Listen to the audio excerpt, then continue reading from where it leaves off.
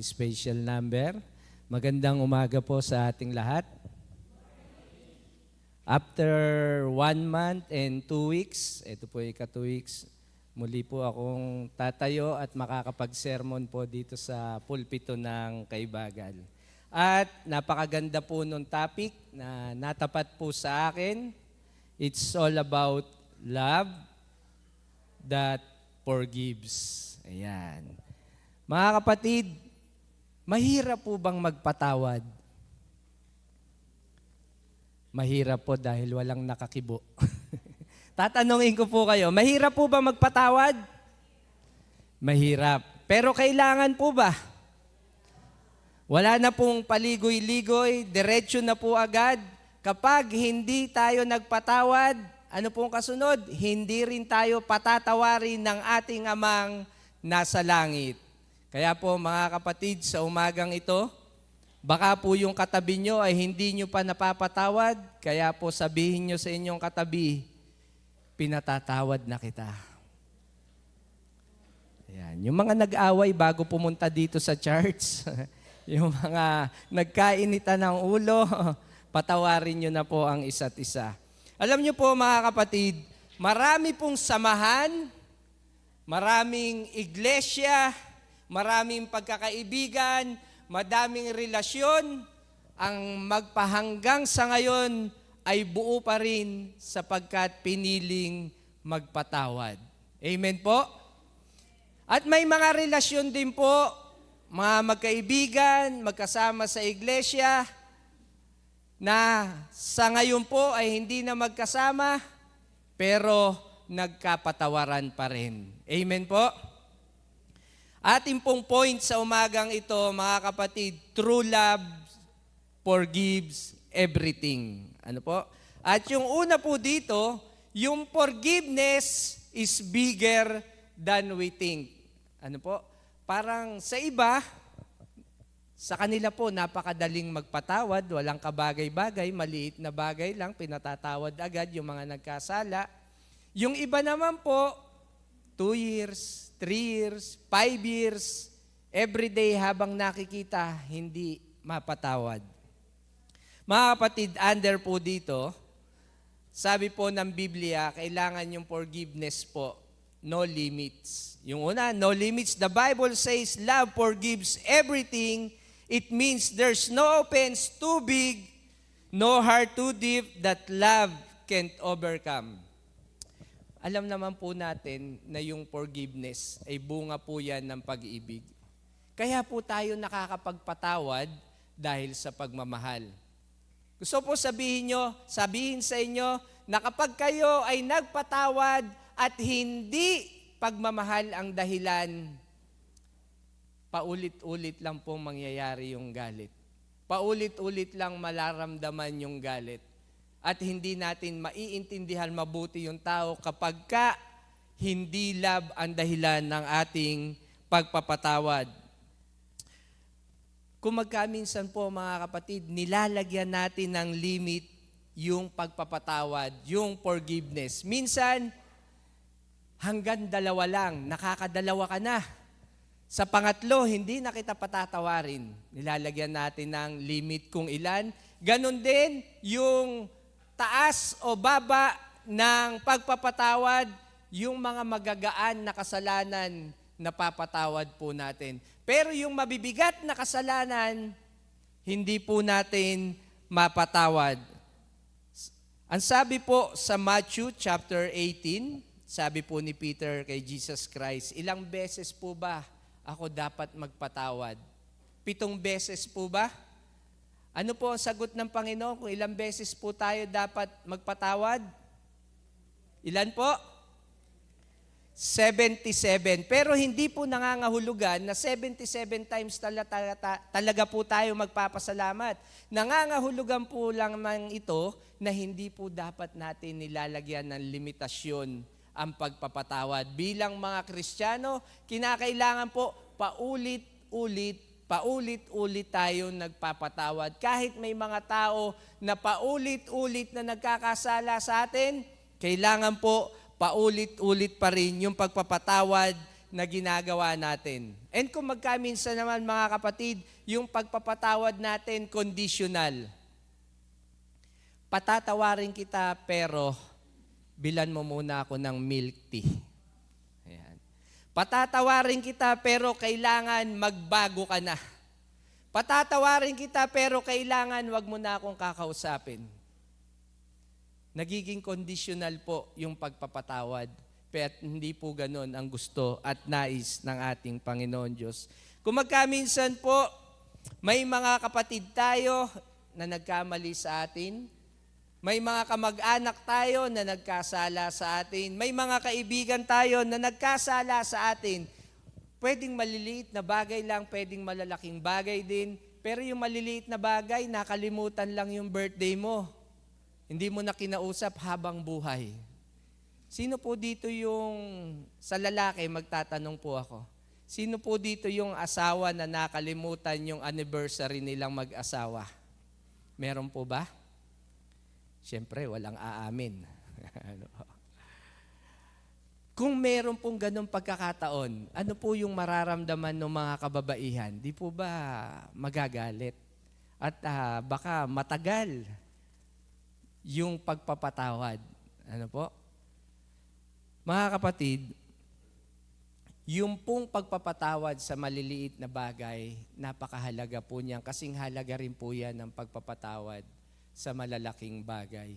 Kasi yung maliit na bagay, maliit na kasalanan, malaking kasalanan na pinatawad, ang naaapektuhan po doon ay yung relasyon natin sa bawat isa. Yung relasyon natin doon sa taong nakagawa ng pagkakasala or kung tayo man ang nakagawa ng pagkakasala. Forgiveness in a smaller instances is crucial for maintaining healthy relationship. Ikatlo po, under forgiveness, God's love for us is the ultimate example. Kung merong pinakamagandang halimbawa na pwede natin gawing example patungkol sa pagpapatawad, wala nang iba kundi ang pagpapatawad sa atin ng ating Panginoon Diyos. Kahit paulit-ulit po tayo nagkakasala, nandun pa rin po yung pagpapatawad. Kung magkaminsan nadideny natin ang ating Panginoon, hindi sa ating words, kundi sa ating actions. Ano po? Si Peter, ilang beses niyang idininay ang ating Panginoon? 3 beses.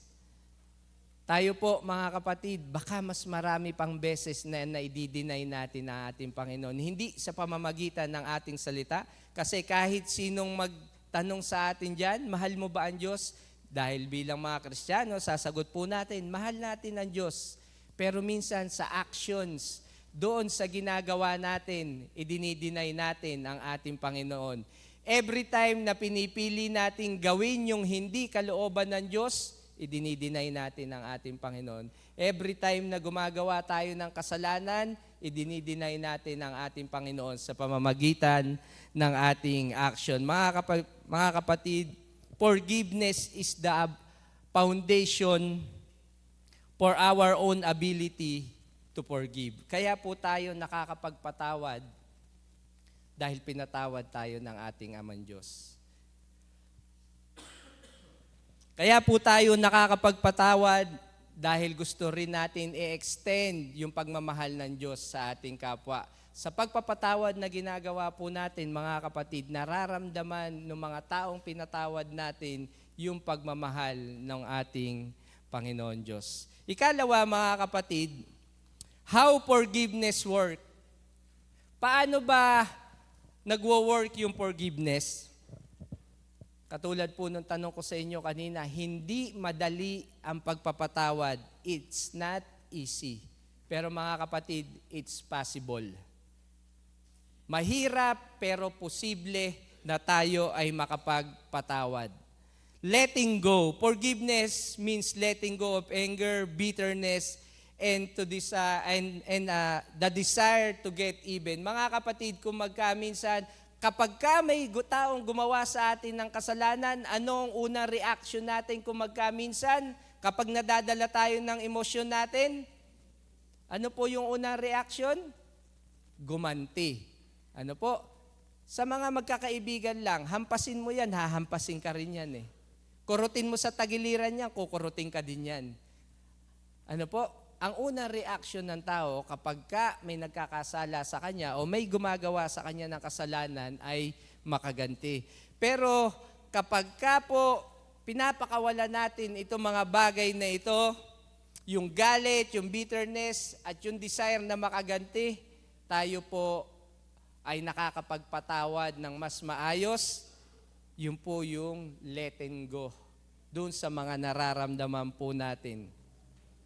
Imagine mga kapatid, kapag masyadong maraming tao na yung nagkasala sa iyo at hindi mo pinapatawad, kapag paulit-ulit yung kasalanan na ginawa sa iyo at hindi mo pinapatawad, para po kayong naglalakad na may daladalang bag sa likod na punong-puno ng mabibigat na bato. Imagine nyo po, o kahit na lang po sa mga estudyante, lahat naman po tayo dumaan ng high school, lahat po tayo merong bag na merong 15 libro at notebook sa bag natin. Pag naglalakad po tayo, ang bigat, di ba?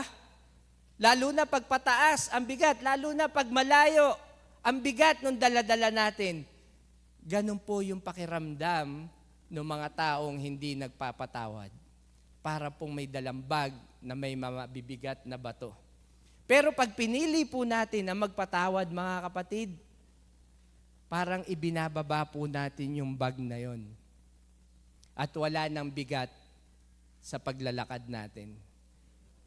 Dito po sa mundo, mga kapatid, kapag may inutos yung Panginoon, kapag may command siya, pag may gusto siya mangyari, hindi po para sa Kanya yon. Para din po sa atin yon. Kaya po sinasabi ng Panginoon na paulit-ulit tayo magpatawad para walang bigat na dala-dala sa ating buhay. Para yung lakad natin sa mundong ibabaw na ito, magaan lang, hindi mabigat. Kaya po ang nagiging sanhi ng hindi pagpapatawad ay bigat sa ating buhay, hirap sa ating buhay. Ikalawa, dito under po sa how forgiveness work, understanding, not judging. Halimbawa po, may mga taong dire-diretso yung bibig at may sinabi sa'yo na hindi mo nagustuhan, nasaktan ka, nagalit ka at ayaw mo siyang patawarin. Mga kapatid, kailangan po natin dito yung understanding, hindi panghusgad agad doon sa tao. Kailangan maintindihan po natin na may mga taong lumaki doon sa environment na natural lang po sa kanila yung pagsasalita ng mabibigat. May mga tao po na lumaki sa lugar na yung mga salita nila ay normal lang po sa kanila yung mga offensive, very offensive words. At tayo naman, o kayo naman, kahit sino po dito na lumaki sa tahimik, maayos na pamilya, walang masasakit na salita, kailangan pong maintindihan natin yung tao, saan ba siya lumaki? Ano ba yung environment niya? Ano ba yung katatayuan niya sa buhay? Minsan, iisipin po din natin iyon. Kailangan maintindihan po natin na hindi pare-pareho ang kultura ng bawat tao, hindi pare-pareho ng bawat kinalakihan. Sa ganong paraan, maiintindihan po natin na hindi kanya naisaktan sa kanyang salita kung hindi natural lamang sa kanya yung magsalita ng ganon at baliwala sa kanya yung mga ganong salita. Hindi niya intensyon na saktan ka. Kaya kailangan po natin ng pangunawa, understanding sa mga tao na nakakagawa po sa atin ng kasalanan. Letter C, how forgiveness work? It is a choice, mga kapatid. Hindi po ito feelings. Ito po ay pagpili. Ito po ay choice. Forgiveness isn't a feeling. It is a decision. Sometimes we don't feel like forgiving. Ano po? Hindi ko pa maramdaman na kailangan kong patawarin siya. Hindi mo kailangan ramdamin yon, mga kapatid. Ang pagpapatawad, hindi po feelings. Yan po ay choice, pagpili. Kailangan po sa atin ay piliin po natin ang magpatawad. Ano po? Kahit hindi pa natin gusto, hindi pa natin nararamdaman, piliin po natin magpatawad dahil yun po ang nais ng ating Panginoon Diyos. Hindi madali. It takes effort to do that. Lalo na po pagka malalim yung pinanggagalingan ng galit natin. Napakahirap po. Pero kailangan pagdesisyonan po natin na tayo ay magpapatawad. Tatanungin ko po pa kayo, handa na po ba kayo magpatawad? Pastor, wala pa naman nagkakasala sa akin. Di mabuti. Pero kung may magkakasala po, mga kapatid, maliit man yan o malaki, kailangan po bilang mga Kristiyano, lagi po tayong handa na magpatawad. Amen po? Ayan, parang hindi pa sila handa. Mamaya, tapusin po natin yung sermon. Baka maya-maya handa na po kayo mga kapatid. At sa ikatlo at kahuli-hulihan, ang paborito ng lahat pagka nasa kahuli-hulihang division na po tayo. Medyo nakakapagbigay ng energy pag naririnig natin, ay, huling division na.